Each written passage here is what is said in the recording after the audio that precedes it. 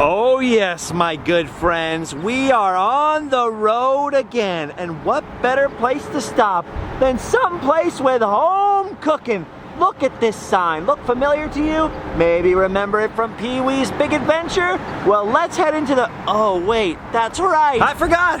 The building's gone. We're back at the very windy former location of the Wheel Inn. Get it? Like wheel on in here for some grub? This was the place Large Marge sent Pee-wee Herman. You remember? Large Marge sent me. It was opened and operated for a long time by former Knott's Berry Farm sculptor Claude Bell and his family. But all that's left now are these old concrete and rock walls, probably built by Claude Bell himself. Very Knott's Berry Farm-esque, huh? The restaurant has been gone for what, a year or so now? Something like that. But look at this. Look behind the fence.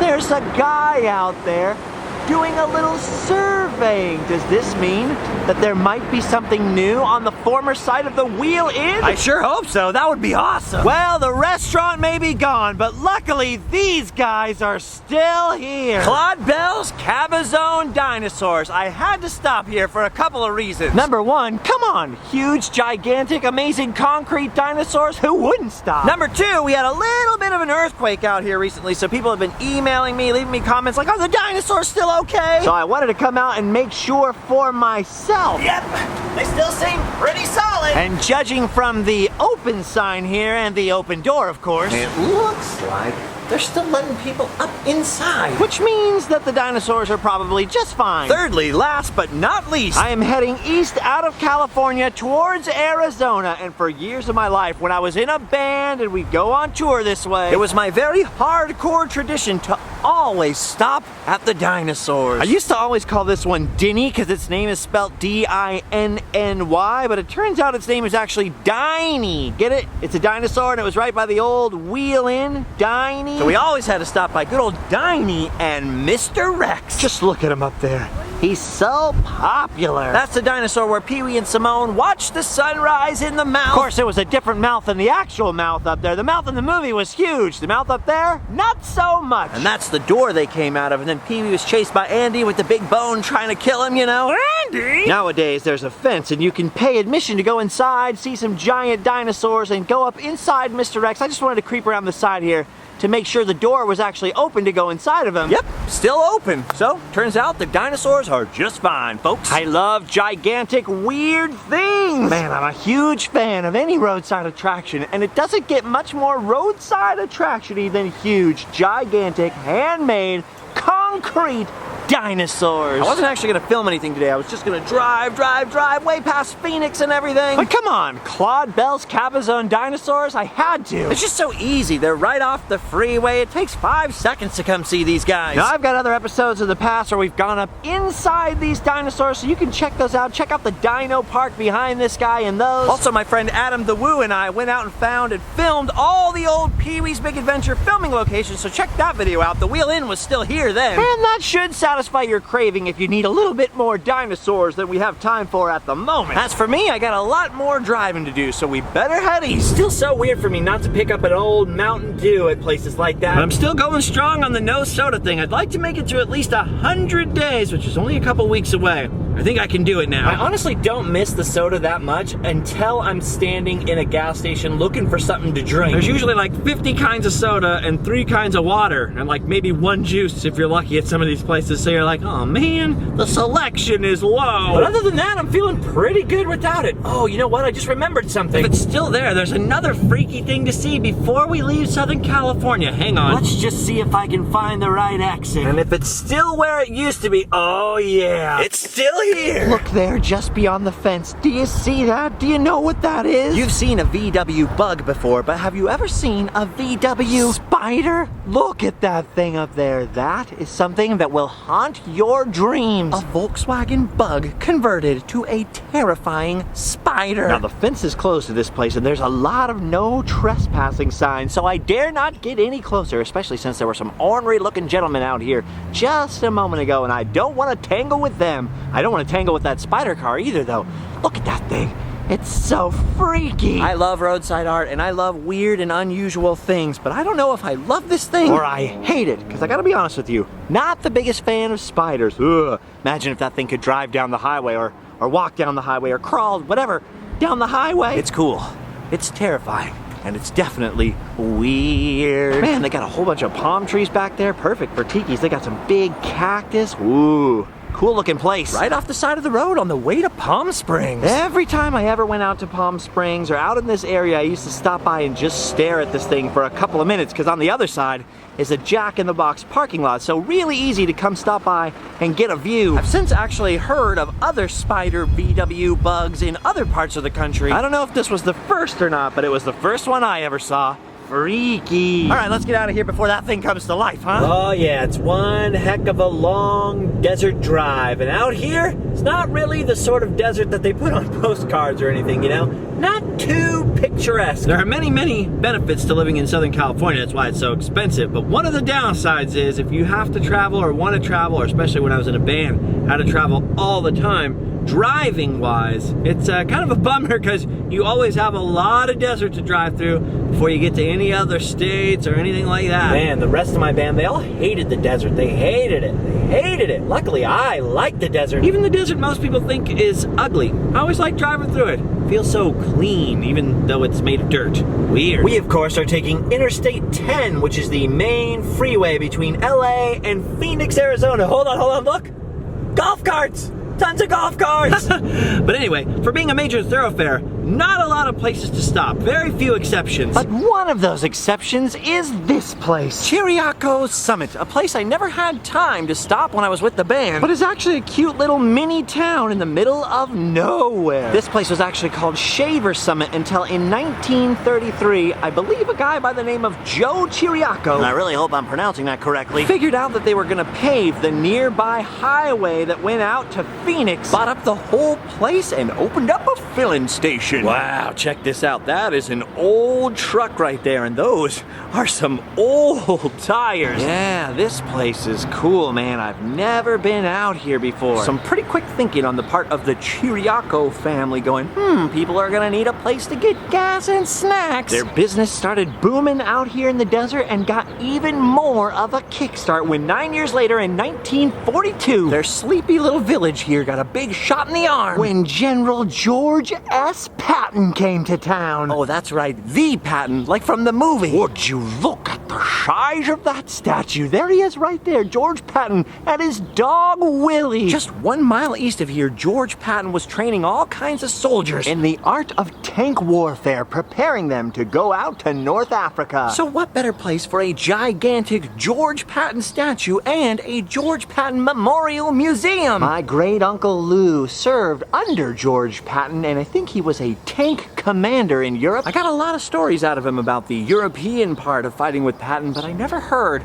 about North Africa. I don't know if he was there or not. These are the questions that you gotta ask people before they pass on, you know? Anyway, we'd always be driving by this museum in the middle of the night. I'd see it from the interstate, and I always wanted to stop in. So I guess this is my chance. Okay. Whoa, would you look at the size of this place. There's a ton of stuff in here all about the Desert Training Center out here, all about the guys who came out here and learned to fight and then went off to World War II. They even have some spoils of war in the museum. I never knew there would be so much stuff inside, and if this wasn't enough, they also have a whole brand new West Wing with plenty of space to grow. That's crazy. But I think the stuff the kids would be interested in, and the stuff that I'm most interested in, is the outdoor part of the museum. Because looky what we have here. Oh, tanks everywhere. Whoa, look at that. It's a Sherman tank. I'm not too up on my tank knowledge, but I do know they used those in World War II and in Korea. I'm not sure what kind of tank this is next door, but it looks pretty awesome. Also looks pretty old, huh? It's got a World War II dedication on the front of it, very touching. And look at next door to these things. Look at this. It's a Jeep covered with these pipes, this metal frame, which was apparently covered in canvas and used for training. That is pretty awesome. Look at that wooden cannon up there. You know, this is cool, but it's gonna make me think and picture the inside of every other tank. That's just being a little Jeep. Wow, would you look at the size of this yard. Look at all these tanks out here. Ooh, here we have a much larger tank. The sign says M26 Pershing. If I'm remembering my History Channel education correctly, I think that the old Sherman tanks weren't doing so well in North Africa and they had to pump out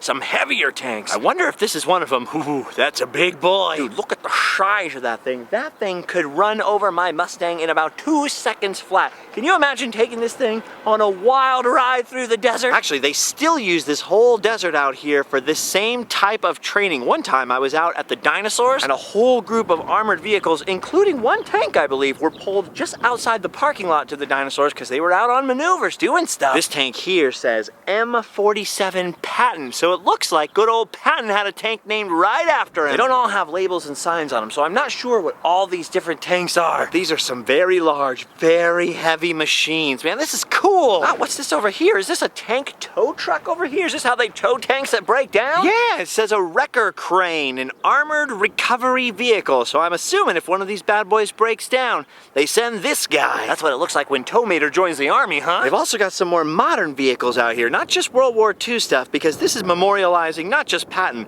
but also the whole Desert Training Center in general. You can really see the evolution of some of our crazy four-wheel drive trucks and stuff. There you have a very antique old International Harvester, maybe, old-timey truck, and there, the modern Humvee. Look at the size of this. It's crazy that people like Arnold Schwarzenegger just drive these things around, no problem. Hey, this one doesn't have any rocks around the bottom. You know what that means? Test drive.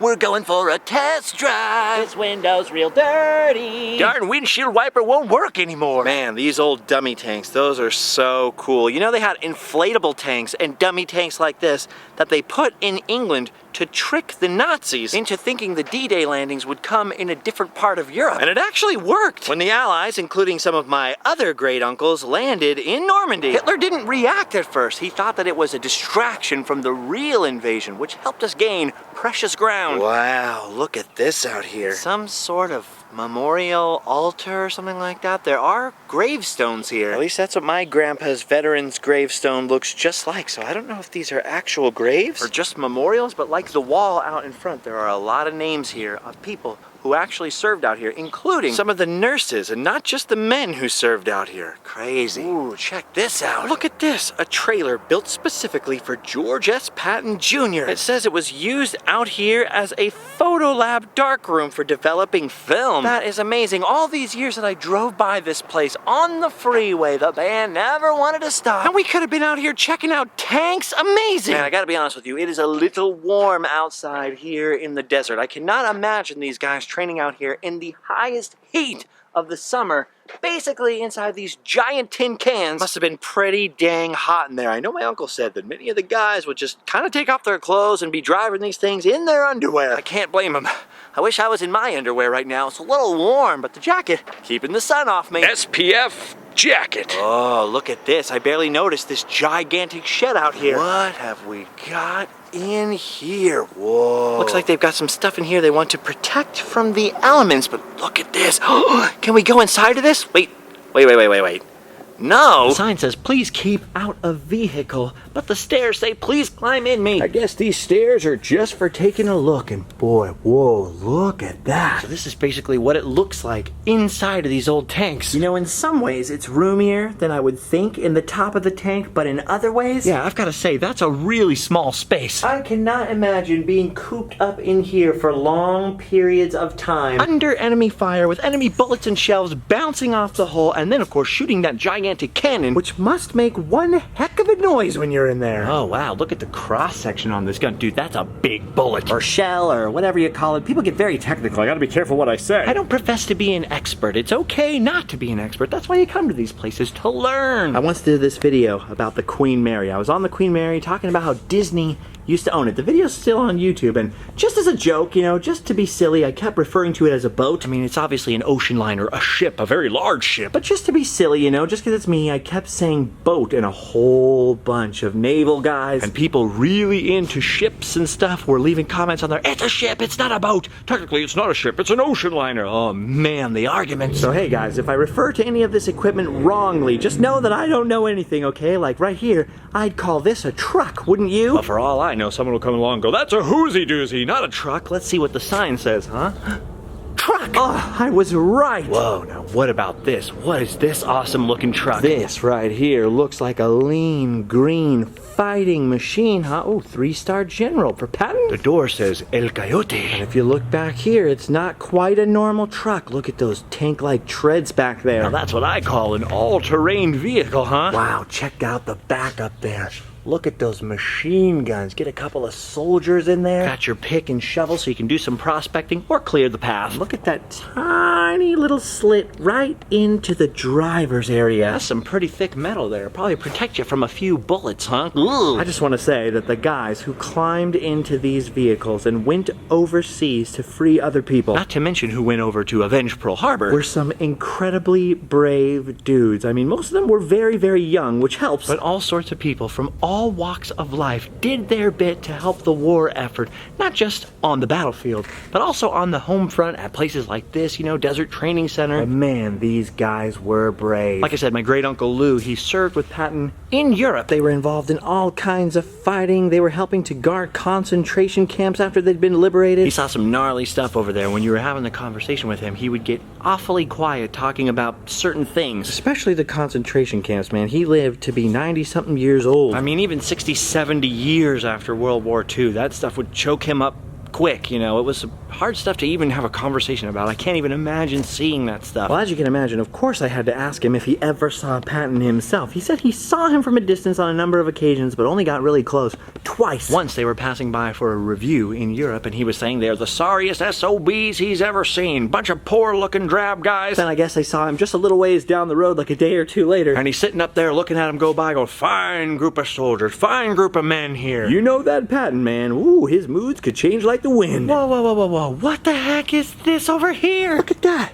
It's a little mini tank on a trailer. What's this? How cool is that? It's a miniature tank. You think it's remote controlled? Could you ride on it? It's like the tank version of a little Shriner car, man. Can you imagine somebody riding on this in a parade? That's so cool. I want a miniature tank. Oh, I better not put my head there, just in case. All right, that is amazing. You know, I knew my Uncle Lew my entire life, obviously, but it wasn't until I was an adult, I mean like a way adult, that I actually went out and actually spent time with him and talking to him. He was a very loud, very larger-than-life, big old Serbian guy. It's funny because he was married to my grandpa's sister, who was this tiny little Sicilian woman, very small, very cute. But anyway, he was so big and loud, I would actually say he had a Patton-esque kind of quality about him. And when I was a little kid, I was always kind of shy and nervous around him. I never really talked to him all growing up until I got way, way older and started visiting my Aunt Kate more, and then, of course, talking to Uncle Lew a little bit. And then I found out all these fascinating stories about him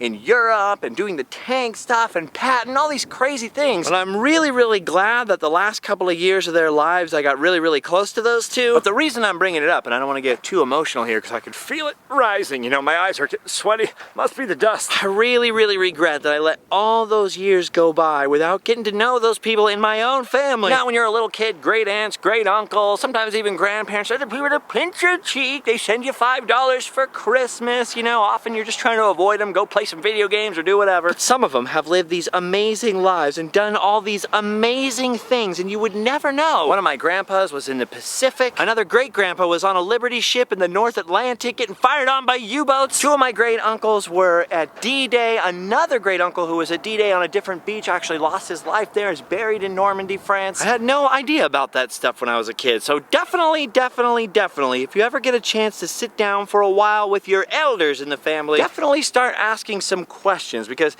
even though that generation has mostly passed on now, sadly, the greatest generation, who knows what kind of crazy stuff your grandma and grandpa got up to, huh? And it's up to us to preserve their stories and their memory. All right, guys, well, I wasn't expecting to make a stop out here at all. It's just when I saw the sign, when I was getting close on the highway, I thought, yeah, I never went out there, and I definitely wasn't expecting to get all stirred up and emotional thinking about Uncle Lew and the whole generation that's gone now that I really miss. The afternoon has sort of waned away here. The sun's getting lower in the sky, and I've really got to be heading out to Arizona. We've got some exciting and hopefully some unusual adventures ahead of us out in the desert. So I hope you guys stick around, tune in, keep checking back every once in a while, or turn on those post notifications so you get notified when I put up a new video, huh? Go check out livefastdiepoor.spreadshirt.com for hats and shirts. I believe they have a crazy 15% off sale going on right now. All the time they have these different codes. Look at the top, there'll be different codes for free shipping or 15% off, all this stuff. You can always support the show on Patreon or check out our pins when we post them. Join the Facebook group and talk to your neighbors who also enjoy watching these videos. But even if you don't do any of those things, just by watching this video and hanging out with me, you have done your duty, soldier. You can go home and sleep well. And one last thing before I go, I'd like to thank all the veterans of our armed forces. Shout out to any of you World War II guys left out there who maybe served with General Patton. There's gotta be a few of them left, huh? And not just the men and women of the armed forces, but also their families who supported them and those families who gave the ultimate sacrifice. I really want to thank you from the bottom of my heart. Okay, I don't want to get too emotional again. It's time for me to go. See you all a little later in Random Land.